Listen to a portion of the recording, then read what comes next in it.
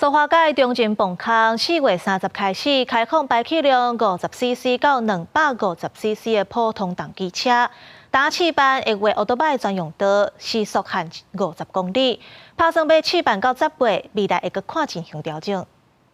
苏花改为2020年全线通车了后，交通部为着兼顾无共用路通行需求，即日开始中正隧道无开放机车通行。4月30总算开放普通重型机车会当通行，骑机车的人唔免阁冒险，行靠石头绑落来的旧苏花公路，福建居民上欢喜。在还没有开放之前，是比较不方便啦，而且又比较危险，因为那边都是会落石，对部落方面都是方便的啦。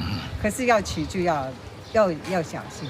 中正隧道伫2022年9月已经先开放大型重型机车通行，互一寡骑普通重型机车人不满。经过评估，公路局决定为4月30开始开放排气量50至250cc 的普通重型机车通行，骑机车人大部分真满意，不过对速限50公里有淡薄意见。应该时间上会比较节省很多。我是觉得，如果安全无虞，对普通重型的摩托车，我会觉得开放，我觉得是蛮好的。我觉得速度应该可以再放宽一点，但是就是先，他不是示范6个月嘛？公路局讲，除了人水隧道以外，普通重型机车也是苏花改的非营业车种，因为考虑苏花改进前无规划普通重型机车的适当行驶环境，所以开放前要做6个月的试营运计划。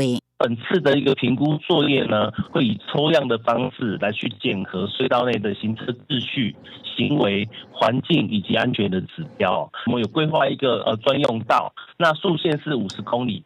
公路局是讲，7万初期普通重型机车爱行驶伫道路正边专用道，并且甲头前的车保持50公尺的安全距离。进入磅空爱开大灯，7万检核期后会阁进行速限调整。